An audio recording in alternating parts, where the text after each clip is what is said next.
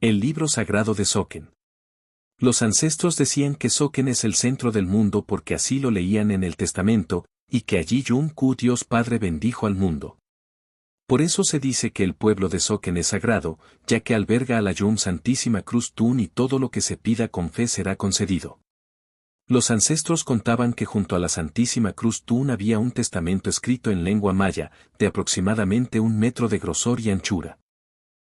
Decían que no fue escrito por ningún hombre, pues las páginas de este libro se pasaban solas y si alguien, por curiosidad, intentaba hacerlo, brotaba sangre del libro, porque decían que estaba vivo. El libro sagrado contiene la historia del pueblo de Soken y el origen de la Yum Santísima Cruz Tun. También se pueden leer las profecías. Allí también está escrito cómo orar a Dios, la Santísima Cruz Tun, y que ella presentará ante Yum-Ku Padre las oraciones de sus hijos. Se decía además que si se apresuraban a venerar la Santa Cruz Tun, tendrían buenas cosechas en los campos de trigo. En el testamento se dice que la Yum Santísima Cruz Tun es una deidad Itzá santo, ya que es muy milagrosa.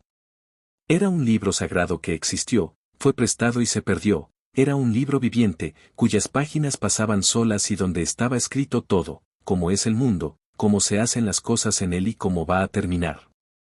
Ese libro, obviamente, no es un libro cualquiera. Mide 1 metro por 1 metro y se dice que está vivo, se abre solo y solo se pasa una página cada día, y si quieres abrirlo después, sangra.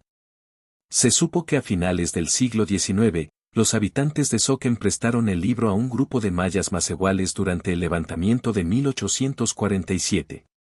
Posteriormente, fue visto durante la celebración del 4º centenario de la fundación de la ciudad de Valladolid. Más tarde, se dice que llegaron personas de Mérida, se lo llevaron y lo enviaron a la Ciudad de México.